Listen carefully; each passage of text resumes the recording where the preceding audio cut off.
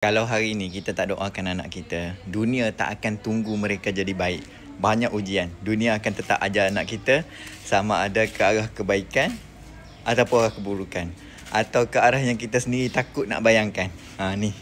Kita ada satu senjata yang paling kuat, iaitu doa. Saya nak kongsikan 2 doa hari ni. Tapi doa ni padu. Sebelum tu save dulu supaya tak terlepas. Nanti bila-bila boleh rujuk semula. Betul tak? Okey. 2 doa yang wajib ibu bapa titipkan setiap hari. Alright. Ya Allah, pimpinlah langkah anakku ke jalan yang Engkau redai.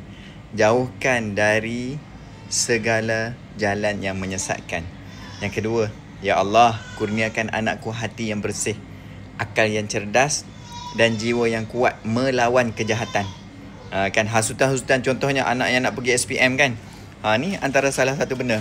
So saya bagi bonus doa yang ketiga. Ya Allah, jadikan anakku sebab aku mendapat syurga, bukan sebab aku menyesal di akhirat nanti.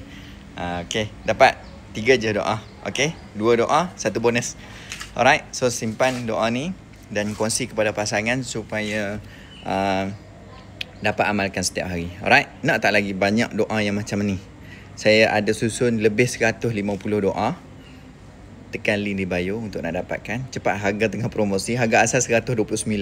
Sekarang ni RM29 je. 4 e-book saya bagi dalam pembelian ni. Alright, ataupun klik link dekat bawah ni ataupun kat atas ni. Link di bio saya tahu kan? Link di bio. Cepat tekan dekat situ. Alright.